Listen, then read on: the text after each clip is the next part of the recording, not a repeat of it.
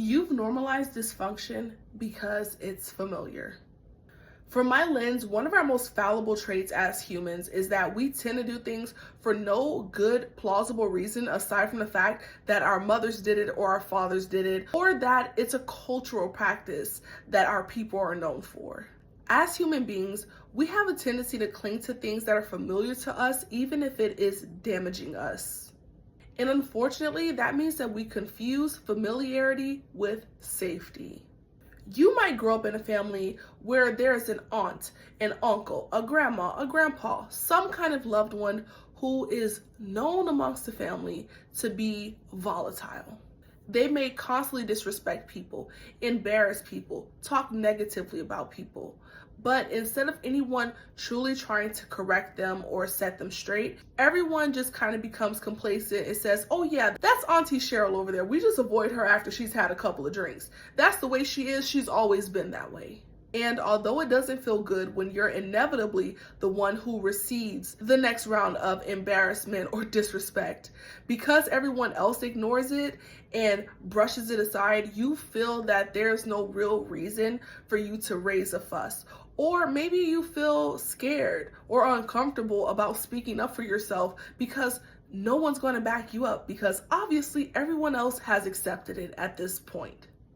Or maybe you are in a family where you have grown up with a parent that is emotionally unstable.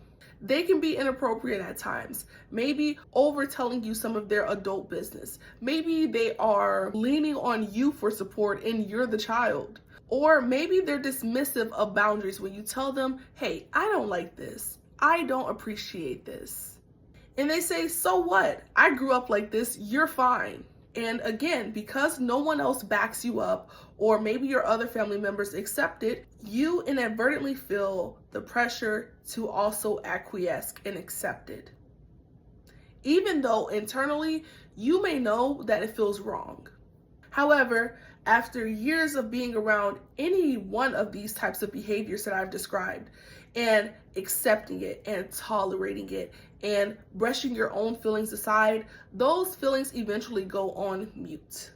You no longer feel those things as much. You no longer feel the amount of anger that you should feel.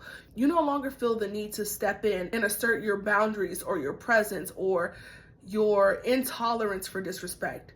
Eventually, those parts of you become silenced. And much like your other family members, you start to accept it. And by the next generation, you tell your kids, oh yeah, that's Aunt Cheryl. She's always been like that. Don't worry about her. A lot of dysfunction survives not because it's healthy, but because people have been conditioned to see it as normal, as permissible, as acceptable. And I think that's one of the number one reasons why people struggle so much when they encounter healthier dynamics in life. Because to accept those healthier dynamics, you eventually have to look back and realize that past dynamics you were involved in, past dynamics that you have accepted, or maybe they're current, were dysfunctional and they were not healthy and they were not okay. Because dysfunction was familiar. And familiarity became comfort. So just because something has become normalized does not mean that it should continue.